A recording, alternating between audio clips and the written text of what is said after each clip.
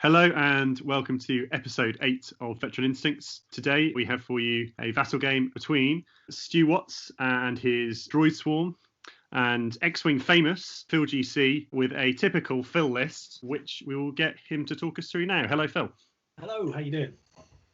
We are good. Thanks for coming on. Why don't you talk us through sort of the list choice and then a little bit about what you thought about the matchup. We're going to start with the game paused and just have a quick chat through the opening setup and then get going. Okay, so for Vader Sunti is just fun. Like, because you've only got the two ships, you've got enough points to put Supernatural on Vader. He's just one of the most consistent damage doers in the game. So if you can get him into a good spot, he can hurt things really well. Suntir is, as everyone knows, the squishiest ship in the world when he decides to be, but he's also an awful lot of fun to play. I bought the 3 big rocks. The first 2 rocks that I put down are the big rocks about sort of just coming up to halfway in from Stu's side of the board. They're put there to stop the swarm turning in easily. The joy of seeing Stu's list not having struts for the droids was quite significant when I looked at his list, because 7 versus 2 is quite a scary matchup. And suddenly the obstacles matter without the struts being on. I mean, 2 lots of Discord missiles was kind of terrifying. I'm not a fan of that. They hurt, particularly someone like Sunti who's got no shields and very low health. Even Vader with 5 health is not wanting to lose a shield or something to a Discord missile. So my first sort of plan was to sort of put the rocks there, try and break up his formation. When flying 2 aces, it's something I've done quite a lot. The plan is you kind of have to try and split forces up. Like if you think about like people hunting buffalo or something like that, they'd try and herd one off to the side so you can take the one out on its own. And when playing sort of aces against a swarm, it's that kind of mentality as well. Particularly with sort of Suntir and Vader. With our other lists, you're more able to just go in and get stuck in and start killing things. Like Guri Fen will get into the swarm. But Vader Suntir want to sort of go around the swarm and avoid direct confrontation with it. That's interesting. So obviously you're known for flying a kind of number of variations of this list, and when you were describing kind of Vader Suntir, it tends to be there's a heavy hitter and a more sort of squirrely ship, which I think this fits into. But it's interesting you say that it kind of flies different to Guri Fen. What makes Guri Fen able to just kind of go and joust them where this list can't? So Guri's got 7 health and advanced sensors, and she wants to be in at range 1. So she can get in and get very squirrely and wiggle around stuff and dial in hard 1s or 1 banks and then reposition with the advanced sensors barrel rolls accordingly. So she's really good at getting stuck in. She wants to be there for the focus. Fen, again, range 1 against 2 dice attack ships, Fen loves it because he's getting the free evade every time. Whereas with this list, Suntir is a lot more precious than Fen Rao. He doesn't have 4 green dice at range 1. He doesn't get a free evade at range 1. And Vader's got 5 health and Guri's got 7, so they can't quite go as toe to toe as well. So not as survivable, and certainly in the Vader versus Guri kind of comparison, Guri has the ability to kind of dodge more arcs more consistently when in at close range, whereas Vader is a little bit more kind of lumpen and sort of sits there and takes it. Yeah, I mean, you're looking at advanced sensors on Guri, gives her so many options with the boost and the barrel. Supernatural Vader can boost, but he takes a point of damage if he does. He doesn't want to. So you don't really want to. And your barrel rolls are only left or right. It's not like loads and loads of different options. Also, Guri's got the hard 1 on the dial that Vader doesn't, which means that she can do the barrel roll and the hard 1 to sort of stay very close in contact with things when trying to get around them. So, Phil, you mentioned as well about Vader in this game. So, certainly with Guri Fen, you're looking to trade Fen often for something, the thing that Guri can't deal with and let Guri finish the game. Is it a similar approach here with Vader because he's such a damage dealer, or does he have a different role in this matchup? I think in sort of this sort of matchup, you're looking at Catch the Pigeon. So both these ships can hit really hard. Outmaneuver on Suntir with a targeting computer. If you don't hound him, he will tear you to pieces. because he'll probably try and get that free focus. He'll get a target lock and he'll get position, and you'll have one less green dice. So sort of my approach here was, here's my 2 bits of bait, Cynthia right in front of you and Vader down the side. Who do you want to go for? Yeah, and so why don't we start the video there, and we can just talk through the sort of finer points as we get the first turn underway. So we talked about it in the last episode, actually, and it's good to kind of reinforce it. The beauty of that rock placement, with those 2 bid rocks, is it forces Stu within the first 2 turns to have to commit to either turning towards Vader or Cynthia. And as you say, they're both squirrely enough that they can kind of stay in place a bit until that happens, and then you kind of act with perfect knowledge of where the list is going. So because of that, are you kind of dialing in slowish or non-committal moves here? So Cynthia, this is the classic Cynthia feint. He's going to sit opposite the swarm. He's just going to turn away, and just rely on his maneuverability to get him back into the game when he wants to get into the game. Vader is going to go charging up the side, because from where he is, he's got plenty of time to reconsider his options. If I need to sort of slow down, if I need to turn in, I can. But Vader's he's nippy enough that I can just go forward, and you've got to start asking questions of your opponent as early as you can and sort of providing a threat on a different place. So if Vader goes slow and Cynthia goes slow, I'm not offering any threat at all. Whereas if Vader goes screaming up the side, then Maul's got something to think about, particularly because Maul's now turned away, which means that I really want to try and get Vader into his blind spot. And that makes a lot of sense, right? It makes perfect sense that if you, exactly as you say, if you go slow with Vader, then you're giving Stu more turns to sort himself out. Yeah. So there's Cynthia with the hard one in, and just move away. Let the swarm commit. Sort of what I tend to do with that kind of bait ship, I find myself a lot these days doing the bank to kind of threaten the hard turn back in next turn again, so that your opponent has to keep thinking about that ship. Do you think there's value in that? You kind of hard turn Cynthia away here.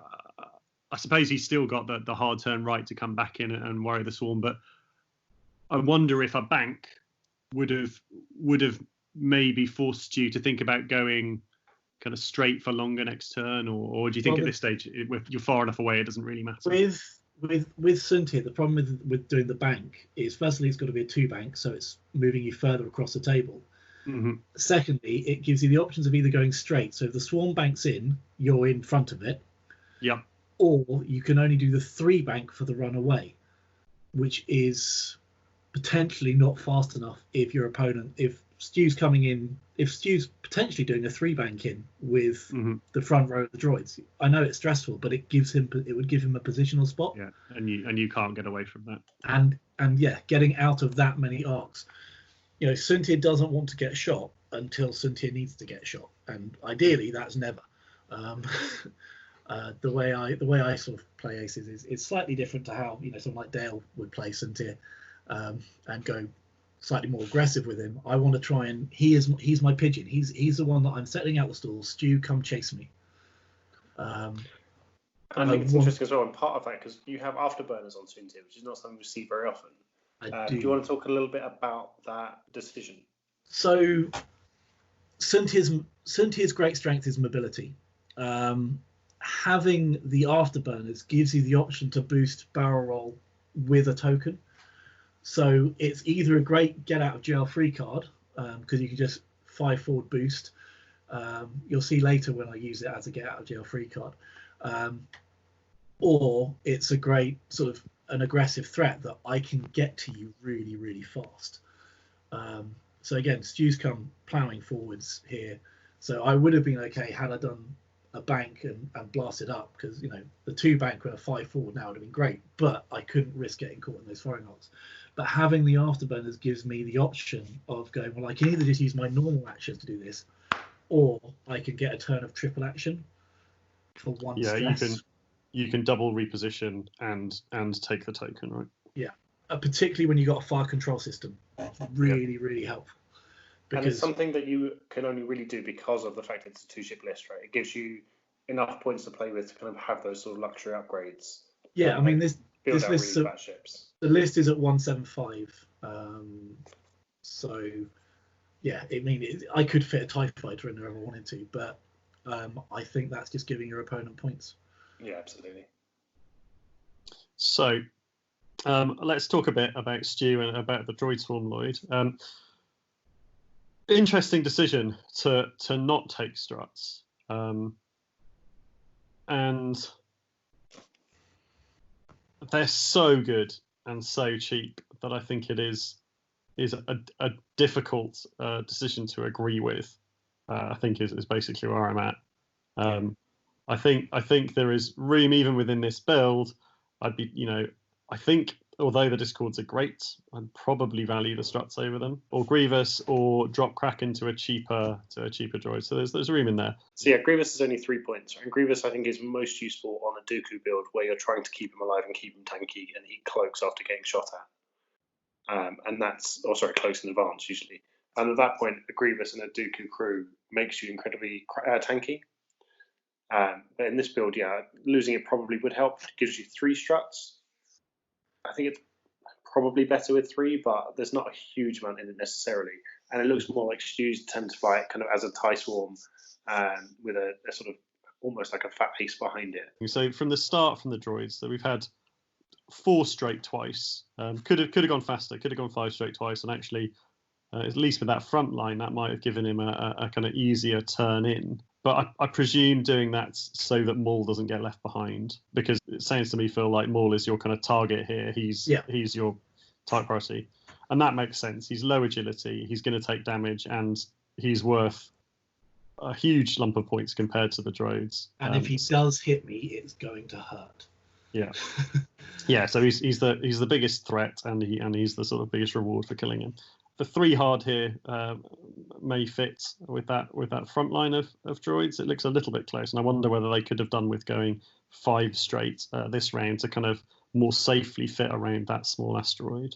And the other point is no calculating and no Kraken as yet. On this turn we just kind of went. There's not any point taking yet. Like, you can put the tokens down if you want. But they're not going to do a lot. I just wonder, and again, this is a sort of online tournament. People taking lists that they haven't flown before, and sort of this is Stu was pretty new with this. I think I don't know if he'd flown it more than once, maybe. Like, I think this could have been one of his first games with it.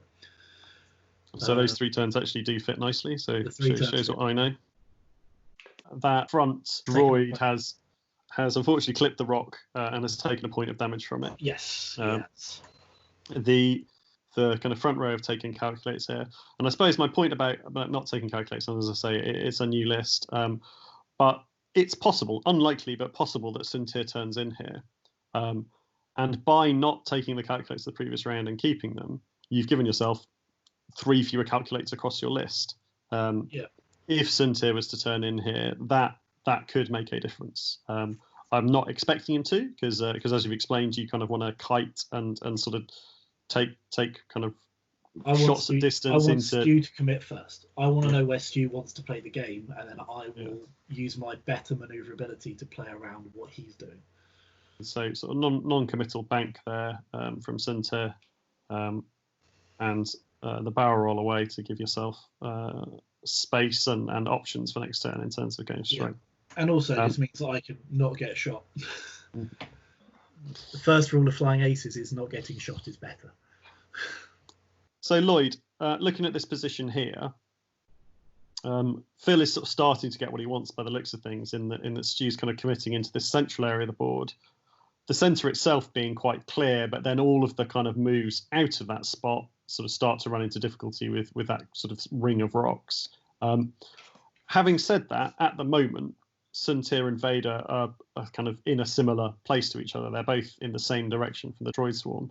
So it looks like to me that the droids kind of have committed and really, at this point, either bank into the centre or straight into the centre. And Maul is presumably turning into that gap between the 2 rocks that he's nearest. With Vader and Suntir, what are your kind of thoughts here? We'll start with Lloyd, and then Phil can tell us why we're wrong. So I think the ace player is always going to be slightly reactive, right? So you're having to account for what your opponent is doing. I think with Vader, you want to get him out and further sort of forward from where Vader is and onto the left-hand side of that board. And then you want to have Suntir kind of right down towards the bottom of the board, making the droid player make a choice. Now, the droid player basically has sort of two options here if he wants to come in and engage. He's going to either be banking everything in towards Vader, or he's going to be going hard for Suntir. Now, the way Stu's opened, it seems less likely he's going to go hard for Suntir because he's been working hard to keep more close to the droids. Mm-hmm. But obviously, if you do decide to do that, it gives you, if Suntir is bailing out, it gives you a chance to then pursue him. So I think that's an aggressive option that Stu would have that is definitely, would pressure Phil. But I think in terms of what Phil is doing, he has to kind of keep his plan, right? So he has to have Vader continuing to kind of get around the edge of the board. So something like, anything from a one bank to the right and then barrel roll out to keep kind of out to the side, or to go fast and boost around. So a three bank and barrel roll might actually be a better solution. And then Suntir just wants to stay safe. So whether you try, obviously now, as I'm saying, the droids have revealed, but with Suntir, whether you want to turn him left and try and get into that corner and make the droids have to choose one to chase, the danger of that corner obviously is that the droids can then turn and bank in next turn and trap you in there. So I think I would be inclined to three bank Suntir left and kind of get into a corner down there, and then just try and pursue Vader, or sort of bring Vader around, if that makes sense, and loop around as Phil's doing here. Yeah, and so we can see sort of the moves happening as we were talking there, and I agree with you. I think I wouldn't have expected Stu to do the 5 straightforward there, because he had been kind of more caging, keeping his options open prior to that. But I really like it, and I think that's something that is really useful, particularly if you're the player moving first. If you've got a kind of tanky rebel list or a swarm, I think changes in pace can really catch your opponents out. And we can see here actually that Phil has gone for the more risky of the two, presumably the hard turn, and the boost, looking like he's going back for that kind of bottom right hand corner. Had Stu 2 banked or 3 banked everything into the centre of the board, or had he gone slower, that's absolutely fine, right? Suntir has enough time to get back round that corner, and then you've got exactly what you want, which is your 2 aces on either side of the board. But what Stu's achieved with the fast move is shots this round into an unmodded Suntir, only 1, and doesn't do any damage. It doesn't expect to in that circumstance. But also now Suntir looking in a precarious position, right, and looking like he might be about to take, absolutely what he doesn't want, which is a fire from a number of ships at once. Yeah, the following 2 turns, he's got limited places that he can get to. Yeah, droids aren't going to be covering. And again, actually worth looking here. The struts would be incredibly useful at this point, right? Yeah, exactly. You 3 bank that first guy onto that big rock in the corner, and then you can shoot Suntir this turn, rotate next turn, and shoot him. Absolutely. Throw a Discord missile out. Yeah, absolutely. Because that's where my head's at the moment, is that Stu's now shown his hand. He's going for Suntir. And so for the stream, the Discord missiles are on number 1 and 2, which are currently in that right hand line of ships, the 2 nearest Suntir. Yeah. On the plus side for you, Phil, because he's committed so hard to Suntir, Vader is now in a beautiful spot. So the 5 straight there to get distance to it's going to be in a different part of the board from Suntir, and actually using an afterburners to threaten the turn in this turn. And that's interesting. And we saw Lloyd actually last week playing Vader with afterburners, and I was advocating a sort of early use of afterburners to get a better position. And Lloyd kind of made a very reasonable point that he didn't want to use it up. He thought it was a sort of more useful in a key moment of the game. But I think this shows that, like everything, you always need to kind of consider all the options. And for me, I really agree with this use of afterburners. I think that had Vader been pointing at Stu's board edge here, he's that much less scary this turn, and possibly even the turn after. Well, it means if he's pointing at Stu's board edge, he's got to do the hard 2 or the hard 3 to turn in and actually get into the game. because this is kind of like the game's now started.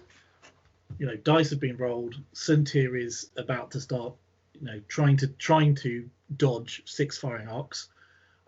Maul is stressed because of the hard one, which means that Vader is sitting there going, well, this is great, because the only move that Maul can do to try and get a firing arc on me is the 2 bank in. But if Maul separates from the droids, then, are you taking Kraken away? That extra big gun coming in. So had I not done the afterburners, then Vader would be in an average position, because he could still hard 3 and afterburners in to try and get back in the game. Mm-hmm. But it just means he's that bit more predictable. And also with Supernatural and my barrel rolls, I can roll left or I can roll right for this turn. So I've got options open of what I want to do. That piece of debris is sitting there quite happily obstructing shots if Stu does decide to come in at me. To switch back to the droids here for a moment, Stu has got options. We're kind of expecting, probably with Vader's position, that he's going to bank or hard turn in, and Stu could switch his list at this point and kind of hard turn everything towards Vader. Suntir isn't getting a shot this round, and Maul could go could kind of follow up and at least point his arc in that general direction. But it doesn't look like you're going to get an opportunity to catch Suntir like this, for a while. So between those two, Lloyd, what both have merits. What kind of do you think one is definitely better than the other? No, I think it's the answer. I think you have to just keep the ace player guessing, right? So actually the position Stu's found himself in is pretty good, because it gives him the option of going for or turning his entire list on either ship. And so then I was going to say the ace player has to be cautious, but it's Phil, so perhaps not. Mm-hmm. But I think, just making the ace player never being able to be sure that they can set their dial to turn in keeps them on edge and keeps them having to kind of make 50-50 decisions. And obviously Phil's given himself a position where he can adapt to that with Supernatural, but keeping on his toes is an option. So I would consider turning most, if not all, of the droids towards Suntir. I was trying to work out whether a 3-turn from Maul fits around that rock. I'm not sure that it does. But I would look at something like that and maybe peel 1 or 2 droids off as well. And it's not ideal. You're splitting fire and you're less likely to kill one of the 2 aces, but certainly Maul just turning away or going straight is going to just leave Vader behind him for the entire game. Mm-hmm. And that will cost you 78 points, right? Vader will eventually put a lot of damage into a 1 agility ship. So splitting fire is usually not the plan, but very occasionally doing something unexpected and off book, as it were, will catch people out. And so we see the droids start to move here, and at least these front 3 are indeed kind of peeling off and trying to spread arcs. Bumps, which is not ideal, but as they're probably not taking any incoming fire, not a disaster. It's going to benefit of Kraken here is that across the list, there are still going to be a decent number of calculates.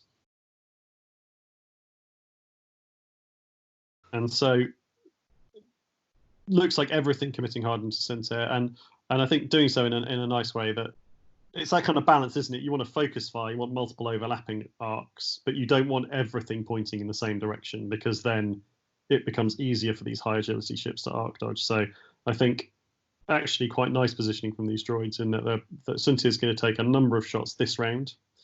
Being so close to the board edge, he can't go right, so we know he's coming left into this bottom corner. And also with the kind of split around that rock in the corner, the droids are going to be in a good position to bump and get multiple shots. So block Suntir and get multiple shots the following turn. Maul, I agree with you, Lloyd. I think that sort of 1 straight is a little bit non-committal and does make it very easy now for Vader to turn in. So, talking about Vader, Phil, Lloyd was alluding to the fact there that, because of the positioning, because of the opportunity for everything to kind of turn hard right and turn towards Vader, that a lot of players would maybe pick the bank would pick something less committal, and we can see here that you've just picked 3 hard. Yeah. Is that sort of confidence that with barrel rolling away and range and obstruction, you're not going to take much damage? It was with supers. Had he turned in towards Vader, I would have quite happily spent a force point, done the boost, taken a point of damage, and then done the hard 3, and still got around the firing arcs. Okay, and so boost straight forward, hard 3, and then barrel roll out if necessary. I know. Or bank boost okay. To the right, and then the hard 3, which would, if he'd swung round hard. Yeah, and so you're happy that kind of the boost, and you could have dodged most of the arcs and still got your shot. Yeah. So we got the first shots of the game coming in here. Vader with lock and focus. Nice shot into the side of Maul. And a fire control system. So hit crit initially. It becomes 2 crits with the ship ability. And as you say, FCS into the final one. And you can spend your focus for that because you've got no incoming fire. Yeah. And one evade, it's nice, always nice when those single agility ships roll the evades, and so takes 2 damage. Could have Krakened here to reduce that down to 1, and either forgets or decides not to. Decides not to because Grievous. Sorry, Grievous is what I'm talking about. Because Grievous is more useful for, because Vader's going to crit you. It's more useful to say that on a hull point rather than on a shield, I think. That is, I thought that might be what was going on, and that's something that we can talk about in a moment once the sort of go through the shots, because I'm not sure that is correct in terms of decision making. And then I think Suntir out of range here, and so we're just checking for Kraken, and we're going to go into the next turn. So Suntir's managed to avoid fire for a turn, but this turn is looking pretty hairy for him. All of those droids are going to be kind of closing in on him. At this stage, there is no choice. You've committed. You have to try and sort of damage Suntir here and get him off the board. There is no good way of getting the droids back firing at Vader, who now looks like he's in a sort of pretty comfortable position behind the entire list with relatively little threat coming his way. So, as we see dials go down here, what are your thoughts, Philip, with your ships? Is there a sort of temptation to maybe hard turn Suntir left and duck out along this bottom board edge, or is that kind of unachievable, too difficult to do with the kind of maneuvers you've got? My first big thing was I was very relieved that a Discord missile wasn't thrown out here, because the ship sitting facing straight towards my board edge had one and could have just gone, I'm just going to stick this 3 bank out there, which would have closed down my space massively. I did consider, this is the 50-50 thing. I've got the choice. I can either try and sort of run past him or can try and run through him. If I try and run through him by doing the hard turn in, I'm expecting Maul to, I'm expecting Maul to try and look at Vader at the moment. So that's not really a concern right now for him. Suntir is going, well, if I'm Stu, I'm trying to make that corner as small as possible, land a block if I can, and shut the space down. So I would be coming in with sort of number 1 at the front. I'd be banking him in quite aggressively. Then I'd kind of just try and just shut down, make it so Suntir is going to have at least 2 or 3 firing arcs for every option that I could do. Hard 1 would have. Hard 1 here is good? I can't even remember what I did. Hard 1 here is good because it turns in and it guarantees me a shot. But realistically, what I want to do is I want to keep all those ships chasing Suntir as long as I can. And Suntir does have the double reposition. He does get his free, when there's 6 ships coming after him, Suntir is going to get his focus if he wants it. And Suntir, it's really a 50-50, right?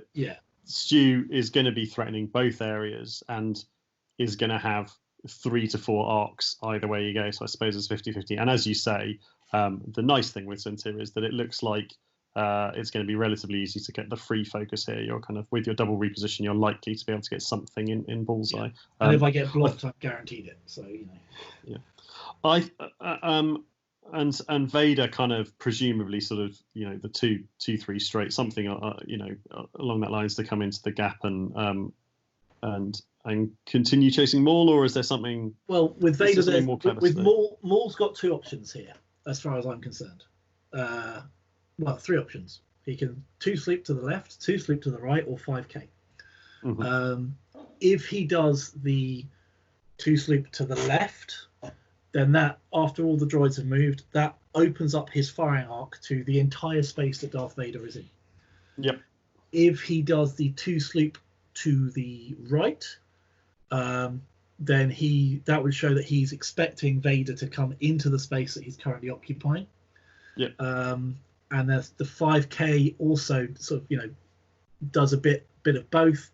But the 2 sleep to the right is what I'm anticipating, because I'm thinking that that's going to be the hardest one for me to avoid. Although the 2 sleep to the left, I don't know. You know, I was sitting there, I was umming and ahhing, trying to work out what sloop or K-turn is he going to do here. Because, you know, he's got 1 agility, but he's got the force to hit with. So yeah. My main objective is, what can I do to mitigate the damage, mitigate his shots? So I don't want Maul to shoot me, because it hurts. That certainly makes sense. So obviously with the supernatural, then maybe you're kind of thinking about the banks or hard turns, and then you have the ability to barrel roll away if necessary. Is that kind of your thought? Yeah. So yeah, like I'm sitting there going, what move? So this is what I learned flying Guri, for as much as I have flown Guri. It is, you've always got your optimal move, and your optimal move is the one that you want to do, but then you need to have at least sort of, you know, a couple of get out of jail free cards tucked up your sleeve. So if you dial in this move, with this barrel roll, can I turn it into something different, or can it get me out of that? You've got to try and anticipate, you know, particularly when you're flying against multiple ships. Like where are they going to go? What are they going to do? Here's what I want to do, but if does what I want to do, let me do a couple of other options that get me out of trouble. If it doesn't, then that's not the right option. If you're flying sort of squirrely aces, you've got to go. You can't commit until it's on your terms to commit. And at the moment, this game is still very much not in my terms to commit. Yeah. So Vader's got 2 options here. He can either go straight, or he can use supers and do a hard 2 or a hard 3. Mm-hmm. And yeah, that's a really good point. And for anyone playing either supernatural reflexes or advanced sensors, Phil obviously is very good at it, and what he said there is so important and easy to kind of overlook, and to kind of reiterate it.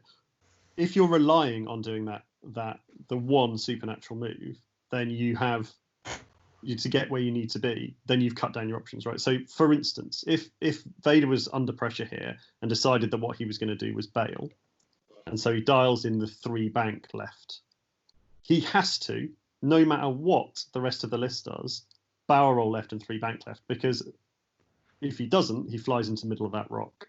So I think what you're saying, Phil, is you don't want to be committing yourself before anything's moved to a particular pre-position move, because then you've removed the benefit, right? You've removed all of that perfect information.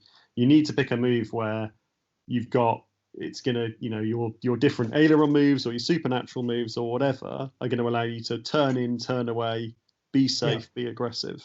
And it's really, really easy to just go, okay, well, I'm going to pick and do this one thing. And you end up kind of being forced into a certain position and losing all of the benefit of that kind of pre-positional ability. Yeah. Lloyd, of the options that Phil given, and I think they're correct, right? I think at this point, Maul isn't going to get meaningful fire into Suntir, and his job has to be to scare Vader. With his ability and with all that force, he is scary, and he could damage Vader. He could half Vader if he gets a decent shot on him. And you can't have Vader just sort of unencumbered flying into the back of the list. So of those three options, the 5K and the sloops, which would you have chosen? I like the sloop more for this turn because it keeps the arc so wide and it really limits Vader's options of getting out of it. So if Vader goes very slow and stays behind the debris, you get an obstructed shot into Vader, but then next turn a one forward, and it limits where Vader can get to next turn. But I think the 5K gives you a less good shot this turn, which is fine because you're only single modding with force. But then next turn gives you a whole dial open up again to clear stress and come back in and start double modding. And the turn at which Maul gets a lock on Vader, then it suddenly becomes very scary. So this short term, if this was the final round of the game, I think a 2-sloop left from Maul is the thing to do. And I think where we are in the game with an hour left, then I think a 5K is the thing to do.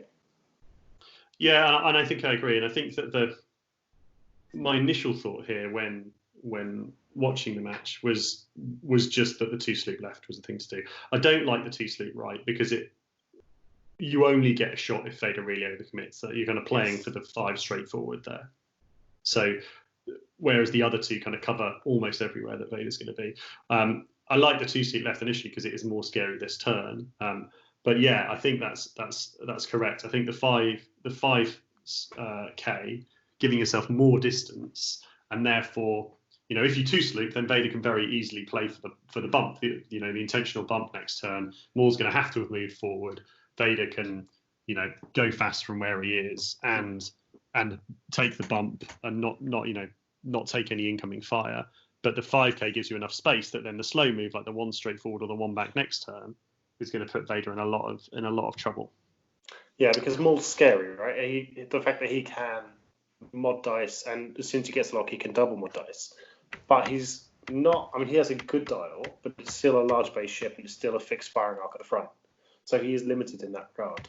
And so you need to both, as the person running it, be able to play around it, and as the person playing against it, be able to account for its limitations. And not to forget Maul's ability of that double tap, which against aces is kind of particularly relevant. That if you evade, spend all of your tokens to evade the first shot, then you open yourself up to that second shot with no tokens. We've started to see the droids here, and the reason I didn't talk too much about what the droids were going to do was that it was going to be a kind of selection of banks and straightforwards, and to close this corner down. And Stu doing a nice job of it again. Kind of got the droids sort of slightly having to go through those asteroids has caused a couple of bumps, but Kraken has evened it out a little bit, and so he's ended up at least with a couple of calculates there. It's actually ended up looking quite tidy and presentable, right? Like he's still got all of his arcs facing in the right direction. He's still got mods on most of those ships. I suppose that's the sort of most committal move that he's made. So that kind of banking suggests that he isn't playing for the kind of hard one. So the hard one, would have been obviously great. with perfect information. The hard one is now perfect, right? You hard one, you hard one left, barrel roll left, and you're taking, I think, one shot. Having got your bullseye, you can even have a focus for attack and defense. But we'll see what happens. And then Maul going for, I think what we've decided was the sort of the least good of those options. So I think probably the biggest upside in that if Vader does 5 straight, then you've avoided fire, and you're going to get a range 1 shot. And he's, even with afterburners, is not really going to be able to get out of arc. But it's definitely the riskiest play in that there's one move that this is good for, rather than the kind of sloop the other way or the K-turn, which covered almost everything Vader was going to do. Yeah, I was dreading the 2-sloop the other direction. But yeah, that's perfect for Vader. Yeah, because of course what you don't want to be doing as the Vader player is trading shots 1-for-1 with Maul, right? Because you're consistently going to be putting damage into him, but as soon as you get a bad roll on defense and you give up 50-something points, then that makes it a very different game. Yeah, right. It's you're going to do more damage, but he has more health, and also the damage is so much more significant for you. Vader, we have seen on the channel, and everyone who's played him will know that he has games where he takes no damage, and then he has turns where he blanks out, and all of a sudden is at half, having been looking fine for the rest of the game.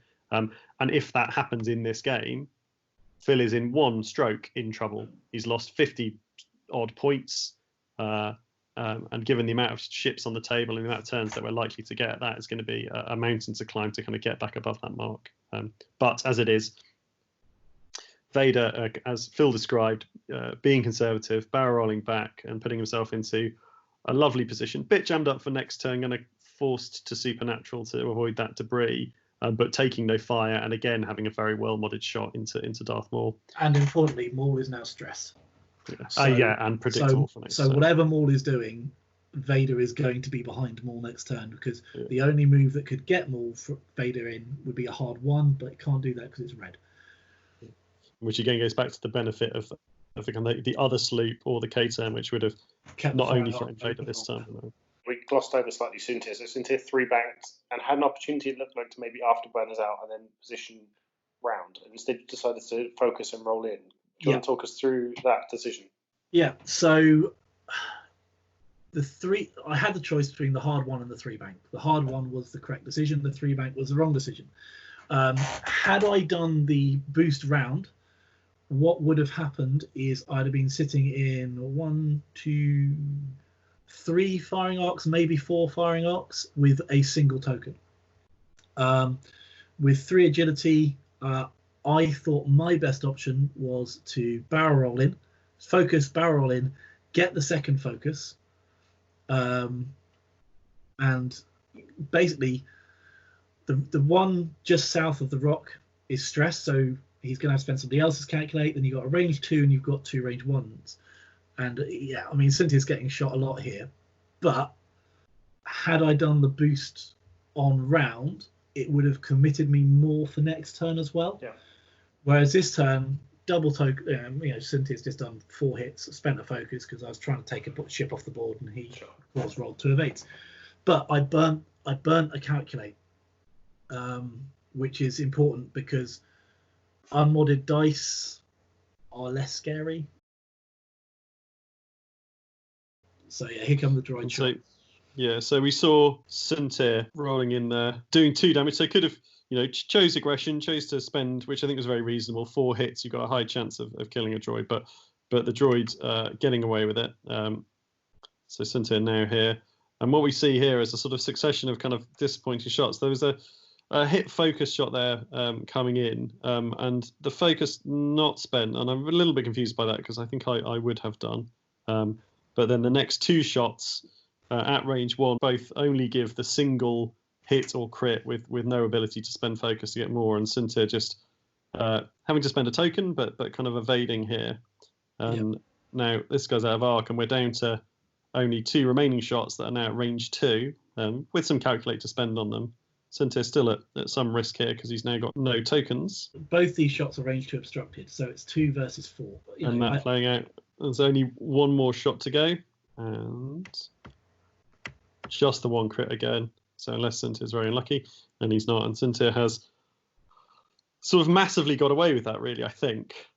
Meanwhile, at the start of the turn, we saw Vader put another 2 damage into Maul, who again elected to not spend General Grievous there. And so I think that you spoke. Suntir basically has been in a bad position for the last couple of rounds. I think you got caught out by the kind of speed of that 5 straight in the middle of the game there, and being trapped. I think the decision making for them is very reasonable. You say that the 1 hard was the correct move and the 3 bank was the incorrect. That is true as it turned out, but it was a 50-50. 50-50. And the reverse could have been the case. And I think because of Suntir and because of that extra token lining up the bullseye arc, a very reasonable decision to roll in. And if nothing else, then you get the opportunity to shoot. So rather than boosting and getting out of arc and potentially losing half or even all of Suntir for nothing, had he blown up on this turn, he would have at least have scored a droid. Now, obviously, that's very bad, but it's less bad than him doing no damage. I think the other thing to kind of point out is that had Suntir used his afterburners and gone kind of beyond this line of droids and only taken the 3 shots coming in, it's less fire this turn, but it does give Maul the ability to turn in on him and kind of cover most of where he wants to be this turn, that we're currently on. And having you just finished explaining, Phil, that you were glad Maul was stressed, and now that he's not worrying from Vader, there's no way Maul can get arc on Vader. It would have been a shame to give him an alternative target. Yeah, it's sort of nice to keep him out of the game. Because Maul here could theoretically just 2-bank to the right, clear his stress, and suddenly that whole area of the board is a Suntir-free zone. Yeah, absolutely. And like you almost to the point that Vader's coming behind you. There's nothing you can do about that, but you can put pressure on Suntir.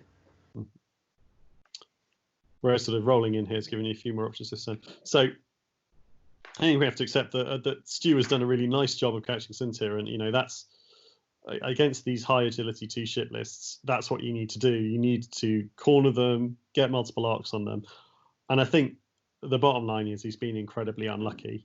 I mean, although it was a reasonable decision to roll Suntir in, the expected damage output there is 2 to 3. Yeah. I was expecting Suntir to get halved at that point. I think it would not have been, it would have been well within the kind of dice variance for him to die, but he has taken no damage, as he sometimes does, and there's still a game going on. Stu now because of that in a slightly tricky position. The droids have the talon rolls, they've got the turnaround moves. Suntir, obviously, if he does try and run straight up board here, is at risk of bumps and being in multiple arcs. As a droid swarm player, Lloyd, at this kind of point of the game, what are you thinking? Is this a kind of continue to pressure Suntir, try and kind of reset and get your swarm kind of into a more reasonable kind of formation again, or? Yeah, it's a difficult one here. So what you're trying to do is absolutely keep guns on Suntir. Now, you've got huge blocking potential, and the danger with droids is that you block something so effectively you end up blocking it all the way back behind everything, and then you get no shots on it again. So it's actually it's an interesting puzzle that you need to kind of leave enough gaps in your block so that something can get blocked into a space, if that makes sense. You could just turn them left and bank them and turn them up there and have a whole chain to block all of Suntir forwards moves. But if you do that, Suntir ends up at the back and shoots the one in the middle. And nothing gets a shot. Exactly. So looking at where we were, I don't know if you want to pause briefly to go through them. Yeah. So approximately what you're looking to do is block enough of Suntir's options that you can predict roughly where he's going to be, and at the same time have enough shots on him. So just working them through, number one is our one nearest that just took 2 damage from Suntir. That one should just pull a 1k turn. The next one in wants to 1 turn left and calculate. And the reason that he wants to do that is he probably isn't blocking Suntir from that point, because it's very unlikely Suntir 2 forwards. And so going there gives you a calculator at other ships' mod shots, and also gives you a reasonable chance of getting a shot on Suntir if he goes straight.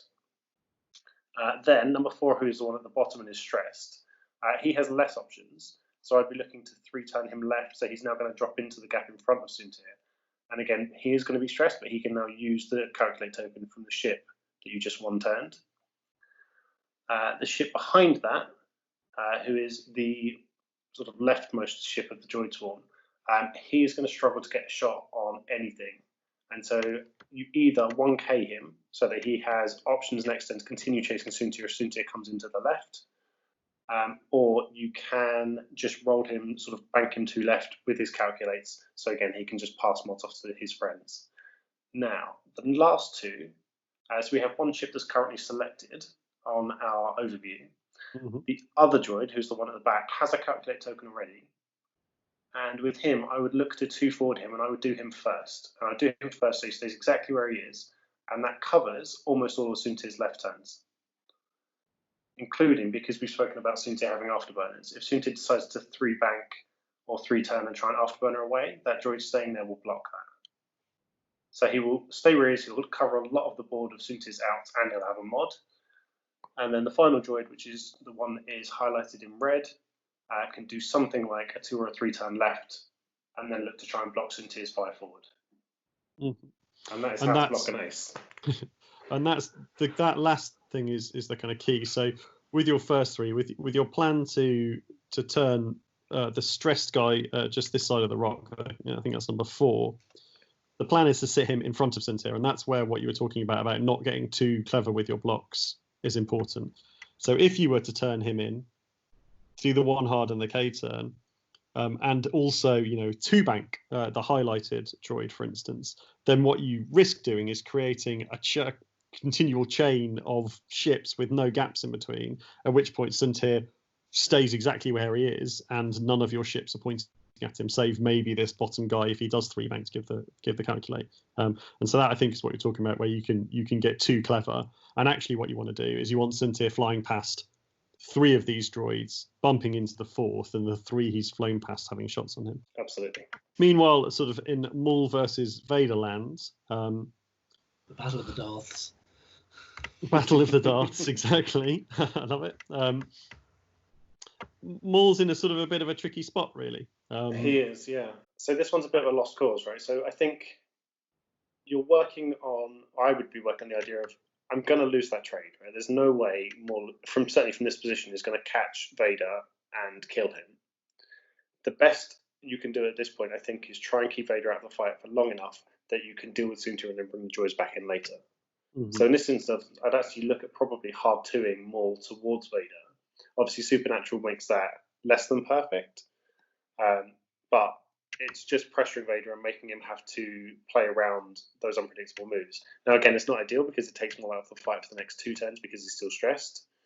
But that's the penalty of the sleeper turn before, right? You've put yourself in a position where you've limited your dial options. Had you 5K'd, a 1 forward from here is pretty good. Where would a 5K have fitted? A 1 bank left would pressure almost everything Vader can do. And likewise with the 2 sleep, you could just 1 straight forward and be in that position.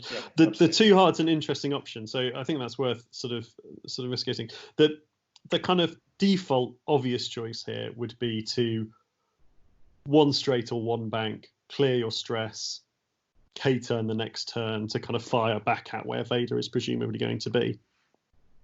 And it does get you shots in 2 turns. But they're not going to be particularly well-modded shots. You could, I think, if you were going to do that, you probably accept that you're taking a load of damage this turn and lock Vader. So you do a blue move, you lock Vader, and then you K-turn and threaten him. The downside of that is that is going to give Vader sort of range 1 to shoot 2 shots this turn. If you bank away, so if you bank to the right, Vader can, you know, presuming Vader's dialing in a hard turn here, I don't really think he has much other option if he wants to be involved in the game. So if you bank Maul right, sort of towards Suntir, maybe put a bit of pressure on, then Vader is going to be able to barrel roll in, do his hard turn, and be at range 1 behind you, putting likely 3, if not 4 damage into you. Then, although you can K-turn next turn, you're on 2 health and there's a very high chance that you die before you shoot again. The same is true really with the 2 bank left. It has benefits, and the benefits are that Vader can't barrel roll inboard, so has to either stay where he is or barrel roll away, both of which probably put him across that debris. So he's got fewer actions, although unfortunately he's already got the lock. But again, you're still going to be taking a range 1 shot from Vader. And even with the K-turn next turn, you're likely dead before you fire. So then let's get back to Lloyd's choice of the 2 hard, which seems sort of really counterintuitive, right? You're staying stressed, you're not getting a shot. But what it does do is it forces Vader to barrel roll away. If he stays still, he flies over the debris and gets no shot. If he barrel rolls away and back, he might get a shot, but he can probably arc dodge, but he's still facing towards that debris. And then the turn after, you hard 2 again. And at that point, there is no move that Vader can do to get arc on you. So although you spent 2 turns out of the fight and you haven't shot, actually doing the kind of stay stressed hard 2 twice means that you're still alive in 2 turns time. You are in an area of the board that is going to be difficult for Vader or Suntir to threaten, and Phil has to make some real choices about where he's getting points towards the end of the game. So yeah, I hadn't thought about the 2 hard in, but going through it in that level of detail, I love it. So that was a lot of talking, and that's obviously really difficult to do in game. That, you know, thinking through things that many steps takes time. And I think your practice games, you have the opportunity to do that, and you'll find that the more you do it in practice games and actually be slow when you're playing with friends, and they're not going to get too agitated with you taking your time, then you get into the habit of doing it. And like anything that you practice, you can speed up. And so actually, when you get to tournaments, you can do all of that thinking that's just taken me a couple of minutes to talk through in sort of 30 to 40 seconds and make the right choices more quickly, more often.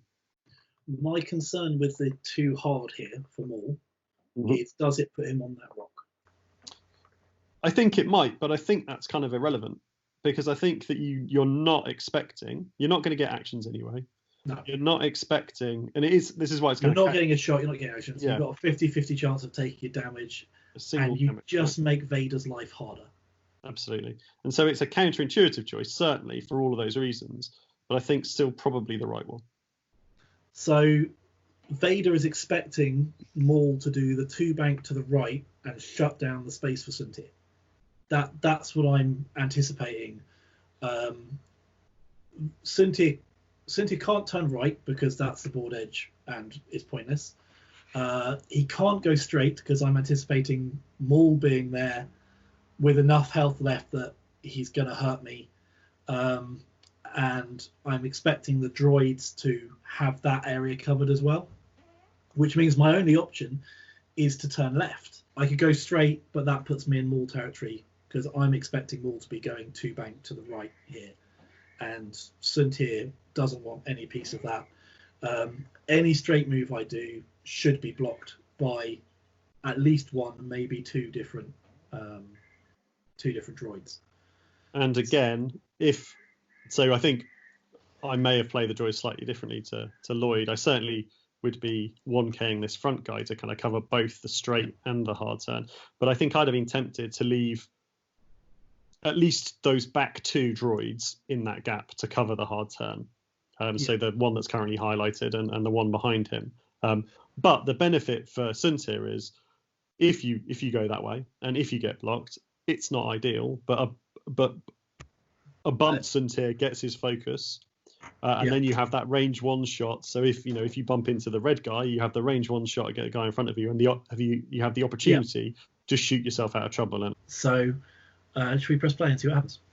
Yeah, and we're going to see how close we got. Phil, hopefully, pretty good at predicting the moves he's about to make. But sure. Lloyd and I with a harder job with the droids.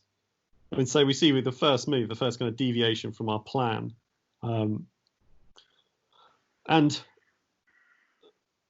we'll see if we get a barrel roll here.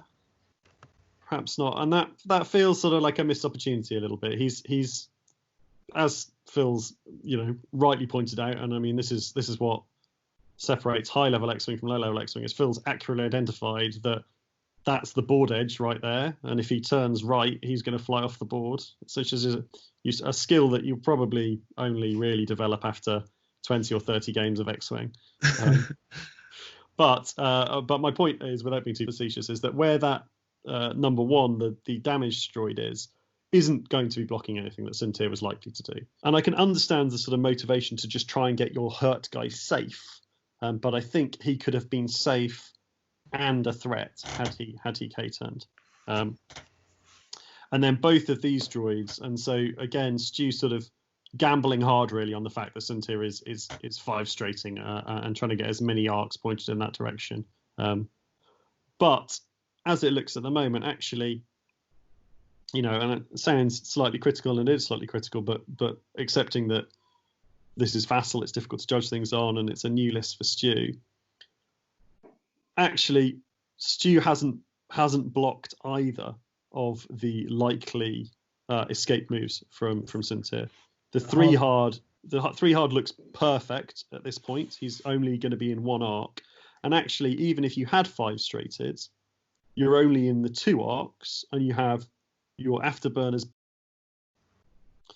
So I like that move. That's a nice sort of really well judged, fits in nicely and gets us calculated. Didn't think that was possible. And this last guy coming round, and as Lloyd said, reasonable move and sort of just acting as a calculate battery for the rest of the list. Let's see if we get the kind of 2-bank as expected from Maul. So as Maul does this, I think the first 2 droids that revealed, the 1 turn and then the 1K, I had them the other way around. And I think Stu's doing the same idea that I am, right? That one is going to get a shot and one is going to modify. But swapping them the other way around gives you another firing arc, right? That's the difference between those two, swapping them around.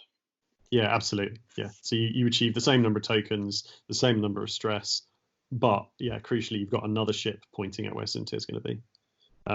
So Maul one banks up, which is kind of the least likely, I suppose, of everything we were discussing, but maybe not the worst in that it does now jam Vader up a bit. Vader's barrel roll in towards Maul is still on, but if he has done the hard turn, he's either bumping Maul or he's flying around the back of him, which is not perfect. Risks sort of not getting a shot on Maul there, but we see the benefit of the afterburners here, and I think if I'd been making this list, I'd have put a shield upgrade or a hull or something else on Suntir, and I'd have thought to myself, well, Suntir can always boost. What's the point of having afterburners on him? But we can see the power here. So you've 3 hard, if you stayed stressed, you've bit yourself into a place that he could not have been clearing stress.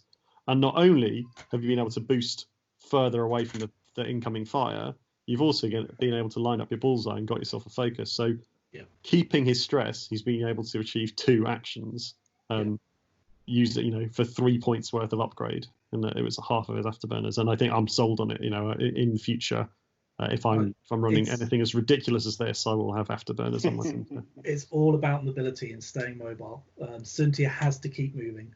If he stops, he dies. So it's just keep moving. It's a space shark. Yeah.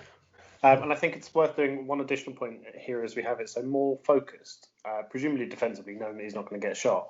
And I think it's a learning point again, right? That here for Maul, just taking a lock on something makes him scarier next turn, because from where he is next turn, he almost has to K-turn, assuming he's still going to be alive.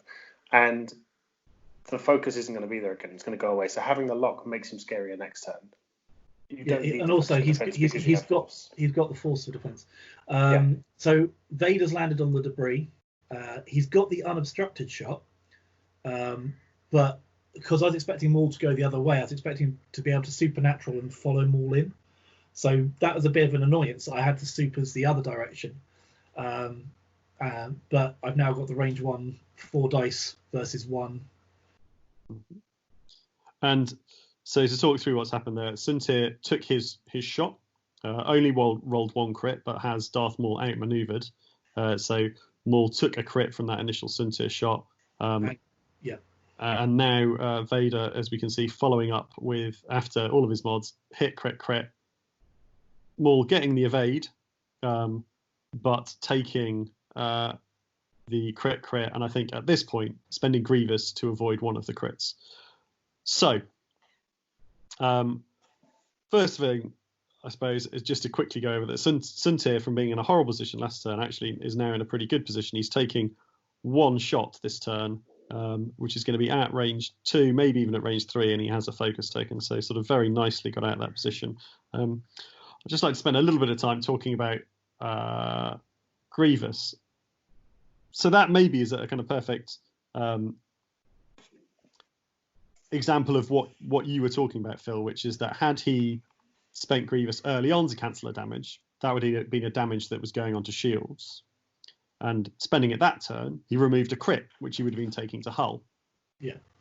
And that kind of seems to make sense, other than if he hadn't taken a shield earlier in the game, he would have still had the shield at the start of that fire, and he still would have only taken 1 crit. So basically, it's a shield upgrade one way or another. Yeah, and it is true that if you take multiple crits when you are already into hull, then there is an occasion where it is better to cancel the crit than to have taken the shield earlier in the round. But that situation is so specific, and what you do by not spending Grievous on that first turn, as he could have done, is it means that you cannot recharge it if something dies. Yeah. So Maul, and that almost happened, right? Maul passed up the opportunity to spend Grievous the first time he could have done. And then on the very next turn, Suntir nearly killed a droid. And that would have recharged Grievous. And actually, Maul would have 1 health more than he does at the moment. Now, that didn't happen. And as it is in the game, it hasn't made any difference. But again, when picking upgrades, and certainly if it's a list you run a lot, which we know that this isn't for Stu, those are the kind of small decision points that you need to think through if you want to really, really optimize your use of stuff, And I can understand on the face of it the idea that, oh no, I'm keeping it for the crit, But actually, I think probably with Grievous most of the time, you spend it at the first opportunity because there is a possibility that you'll be able to recharge it and use it again. Yeah, particularly when you have got 6 ships that are all quite easy to kill. Absolutely. Okay, so now you're looking in a pretty good position. So took Maul to half that turn with the combined fire of Sintir and Vader. He's got a loose stabilizer, so if he doesn't go straight, he's going to take a damage. I missed what the other crit from Sintir was, but I don't think it's relevant, so we'll not worry about that. Vader, suboptimal position, as you say. He's going over the debris again next turn and is stressed, so is not going to take any more actions, but has that lock on Maul. So presumably, so presumably Vader's kind of target choice is going to continue to be Maul. And now at this point, Lloyd, Stu has to have a reset turn, right? He's got to kind of get the band back together, form those droids up into a kind of a block, and go looking for points. And I think at this stage, with it looking like Maul is likely to die either next turn or the turn after, Stu needs to be thinking about threatening Vader at some point this game. Killing Sintir is not going to be enough.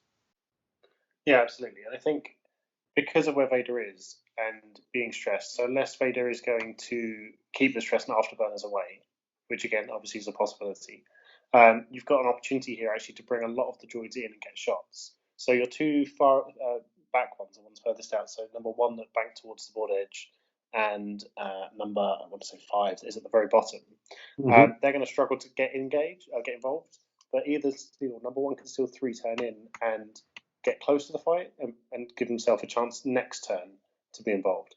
But all the rest of the droids, because their dial is so open, because they can reposition and calculate at the same turn, all of the others have opportunities to get shots this turn.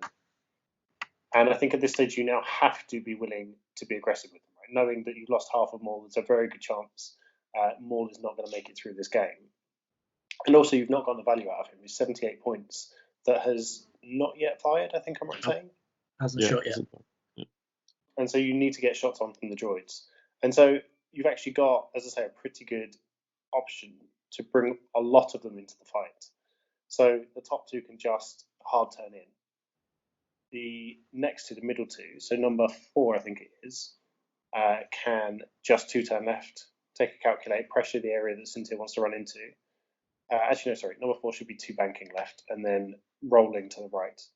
And then the one who is stressed can just go forward, clear it, take a calculate. And then you've got potentially 4 guns pointing into the area where Vader is going to be heading next turn, with 2 more following up the turn after. And with sort of Sintir as a bonus prize, should Vader somehow get out of there. But I think the important thing there, as you say, is not only are you pointing at the area that Vader is going to be this turn, but because Vader is going to start next turn stressed as well, you're going to be able to get more shots on. So you are looking at a couple of rounds of kind of good quality fire here. This round, with those 4 as you've described, and the next round maybe even being able to get the other 2 back into the fight as well.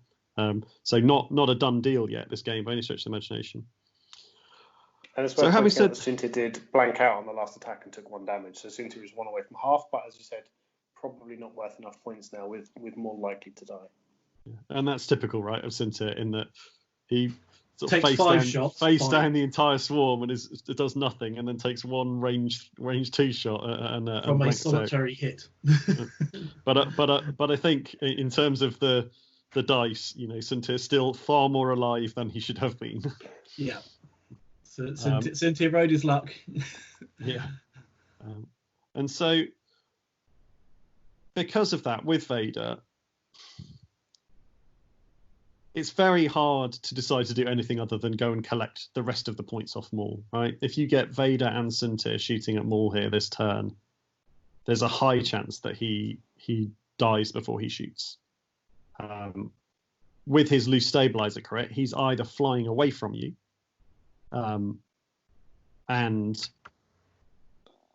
therefore not a threat, or he's K-turning, at which point he's only got 3 health left, and the combination of Sintir and Vader has a high chance of killing him. is there an opportunity with Vader to leave Suntir to kill Maul and maybe actually be more aggressive towards the TIE? So I wonder with Vader whether is there an opportunity to, say, 3-bank to the right and try and start hitting, sort of punching the droids in the face and try and sort of shoot you out of damage, or is that too risky and you end up? It's too risky this turn. I'll let Phil jump in, then I'll come back to it. Yeah. So if Vader disengages Maul here, he's going to be stressed because he's going to hit the debris as he goes over it, which means no target lock, which means his gun is every bit as good as a droid's gun. Yeah, that's very true. And it's about maximizing the efficiency of what Vader can do. So if Vader doesn't keep hounding Maul, like you say, Maul's either going down to 3 hull or he's getting 3 shots from both of my ships this turn. There's not a lot he can do about it. As you can see, the droids have turned in, like Lloyd was saying. They're coming into play, and just trying to fill that space up with as much you don't want to be here as possible. But they know where Vader's going to be, because Vader's realistically got the 1 or the 2 bank to follow Maul. Because I have to, because I can't take a second stress here. Because 2 stress on Vader, he can't deal with. 1, not so bad. And so we saw 4 there, 2 banking as Lloyd's suggesting, but then actually barrel rolling to the right rather than to the left. And we can see the reason here. He obviously was concerned about blocking number 2. That's just on that too straightforward there. I don't like it though. I think that the barrel roll the other way was better, even if you were to have bumped this droid. I was expecting the barrel roll the other way because it just keeps that arc, that sort of net of arcs, and more open, doesn't it? It keeps, it's a dense net of fire. Like the more overlapping fire arcs there are, the scarier it is. So I think I agree. If having barreled to the right, the thing I wouldn't have done was calculated with him, because now he's stressed and he's going to really struggle to clear that and have an arc that's relevant next turn. So I think it's either, as you say, barrel to the left and calculate is probably the better option. But if you're going to barrel to the right, this is the turn that you don't stress the droid. Yeah, and I think that there's and the same goes for that back droid, right? The number 1, who's also calculated. He's the furthest back. He's probably not going to get a decent shot this round, and maybe there was scope for sort of leaving him unstressed, especially with this guy just turning up. He can calculate and provide a calculate for that back droid anyway, even if he does get a shot. Weirdly, I think number 1 is far enough back that it doesn't matter, because he can still 2 forward. Yeah. Next turn, clear the stress and have a reasonable shot, or go faster and barrel roll left into that gap again if he wants to. But yeah, I don't disagree. I just think that there is minimal advantage to him being stressed. So why be stressed? But yeah, the other thing with that barrel roll is you're barrel rolling him further away from where Vader's going to be. If you'd barrel rolled to the left, you're more likely to shoot Vader this turn. So Stu here decided to K-turn, taking the damage from the loose stabilizer, and I think that's correct. I think it's likely that you die here before you shoot, but at least you have the opportunity to shoot.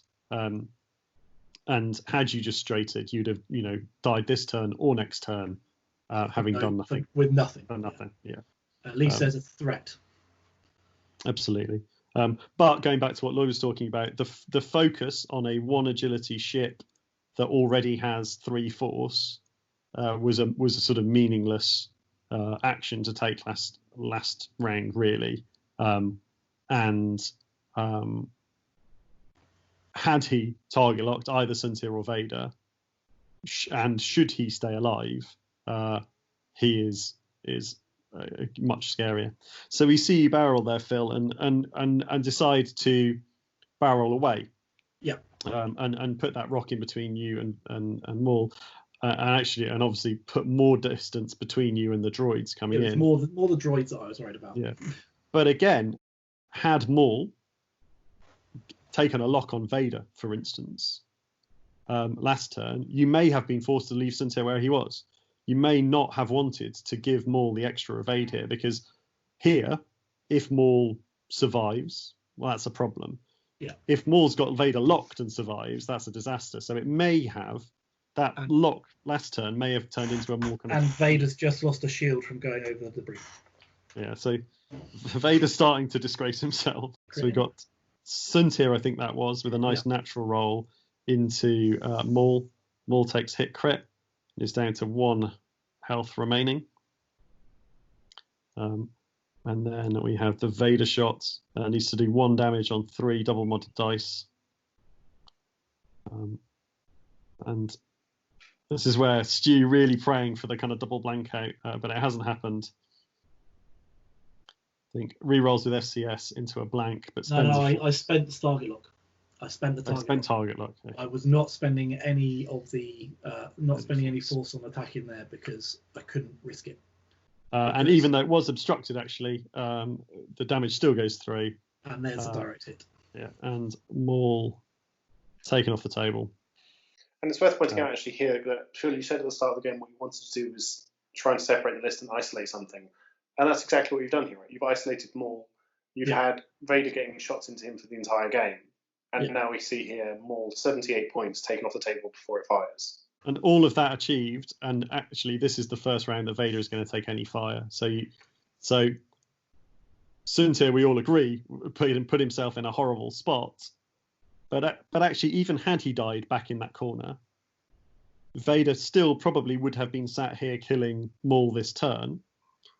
And the game state would have been the same, in that if Vader now lives and doesn't take any further damage, Phil wins. And if Vader dies, Phil loses.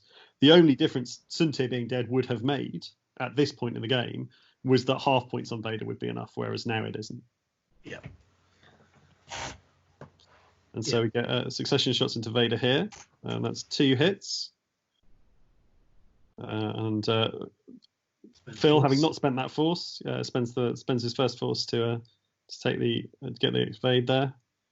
We've got a range 3 here, just in arc, but happily for Phil, that looks like that might be the last shot we're taking. That's just from TDF4, and he only gets the 1 hit, so Vader's going to have to be very unlucky and evades out. And I think this guy is just out of arc, as is the next. So at this point, we'd hit the hour mark, and there are 2 turns left in the game. You can see that the points are 90-0, with Suntir only being worth 68. He clearly isn't enough. Not only that, but half of Vader and half of Suntir isn't quite enough either. So Stu, at this point, if he knows the points, is sort of has to be playing to kill Vader. And there's an opportunity because Vader's still stressed. So Vader's opportunity is limited for next turn, and you think has to be clearing the stress here, right? So the supernatural moves aren't available to him because he's stressed. And Vader's choices are to 3 bank and have access to the afterburners, but then not be able to take any actions and remain stressed for the start of the next turn, or to do a shorter blue maneuver and kind of open his dial up again for the subsequent turn. The 3 straight here is not on, unfortunately, for Phil because of that small asteroid straight in the middle. So again, from the droids, I think there's not all that much to talk about. That they are a kind of a combination of banks and straights to kind of fill this sort of top right-hand corner and center of the board with firing arcs and take as many calculates as you can get.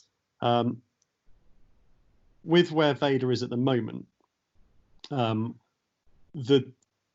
turn in would have to be blue because he has to get his lock, because as you rightly pointed out last round, otherwise you're trading 2 dice primaries into 2 dice primaries, and that is not a trade you can afford to take. Well, it's not only that, it's no reroll and no crit.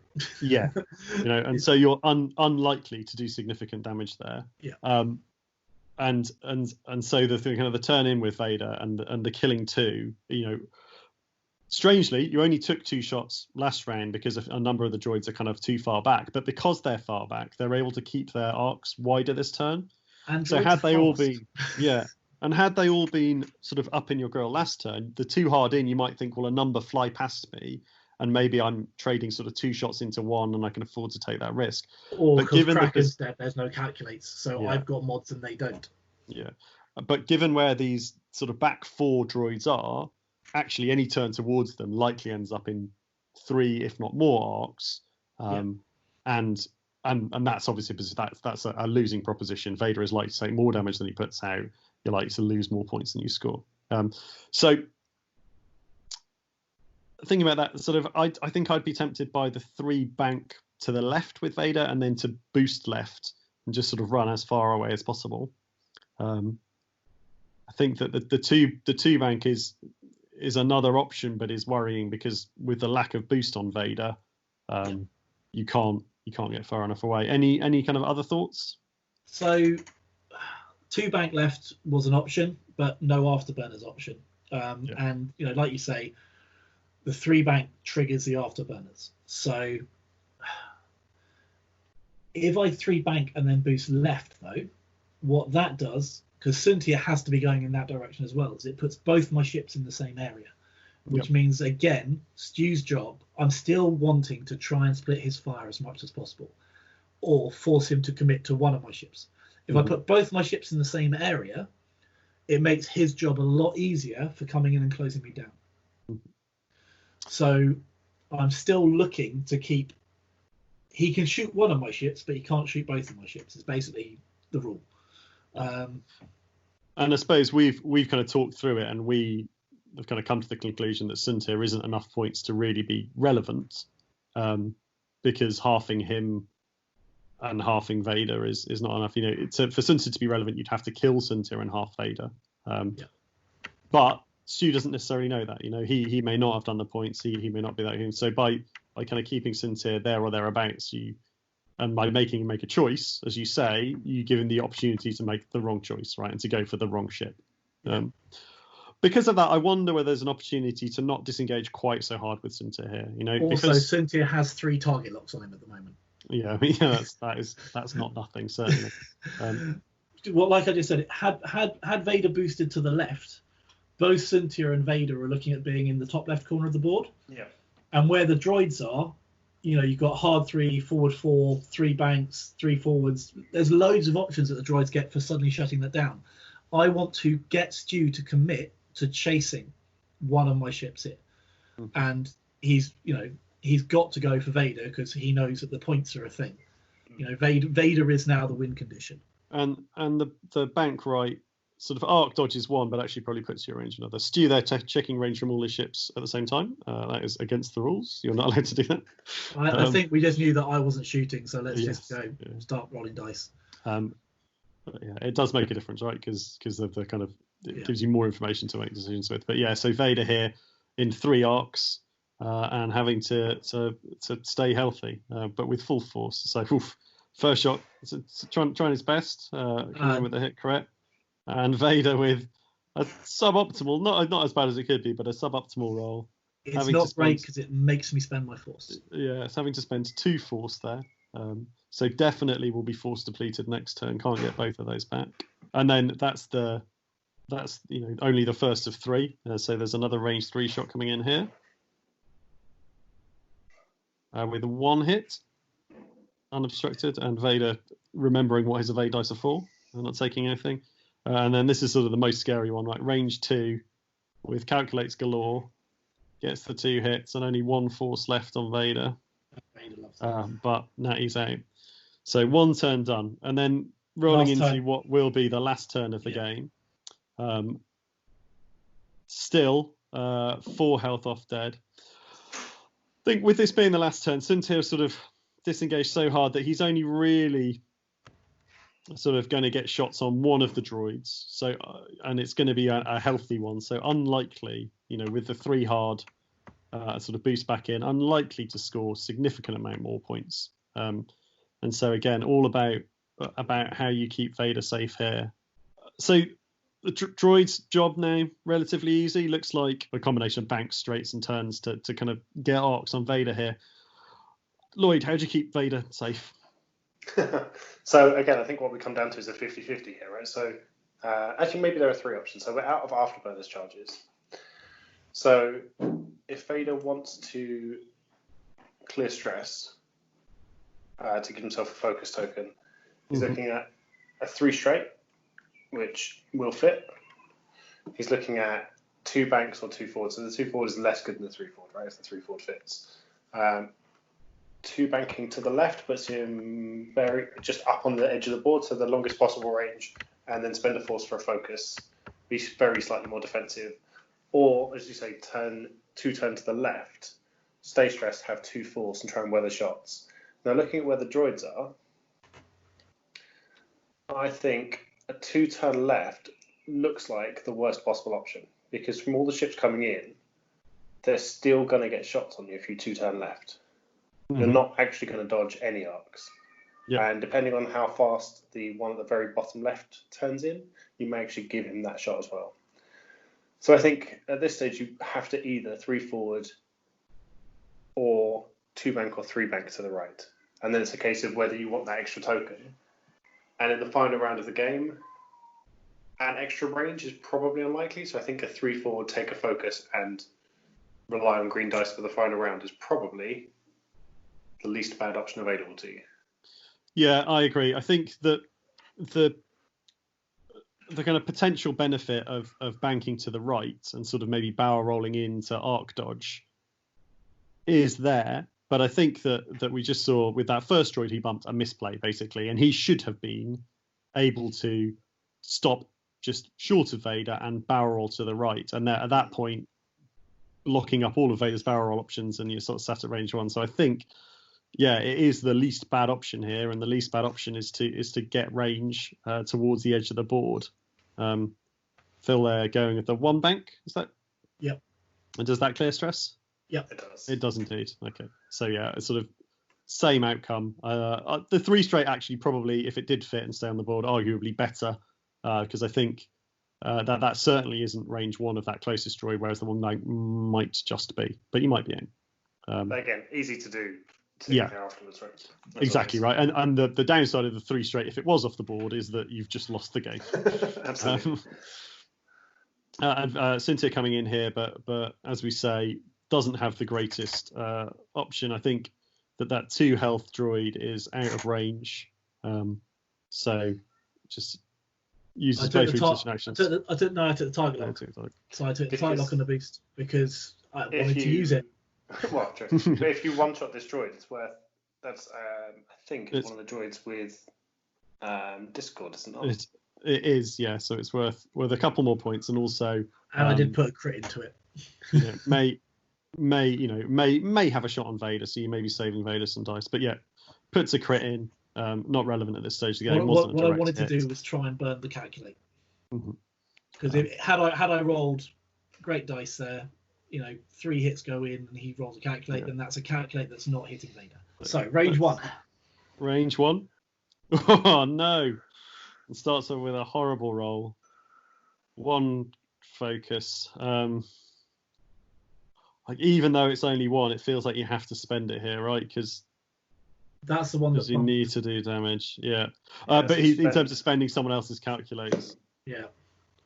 Because they're only rolling the 2 dice and may not get the opportunity. But on the flip side, 2 hits is better than 1 hit in terms of getting 3. So I think ends up deciding not to spend the calculate here, and so Vader has got through the most scary shot, and now we're down to 3, maybe 4, but I think 3 shots left to try and do damage. So starting off, this guy just clips Vader, range 3, 2 dice, 2 hits, trying his best. Oh Christ! And blanks, and so all of a sudden Vader, as he is prone to do, halved. Yeah. So 2 shots left, only 2 more damage needed, and so TDF1. This is range 2 as well. It's looking less and less comfortable by the minute, Philip. Let's see what this guy's got in store. Also 2 hits, but Vader rolling load of paint there, able to spend a force to avoid that. TDF4, no shot. Next one at range 2. TDF6.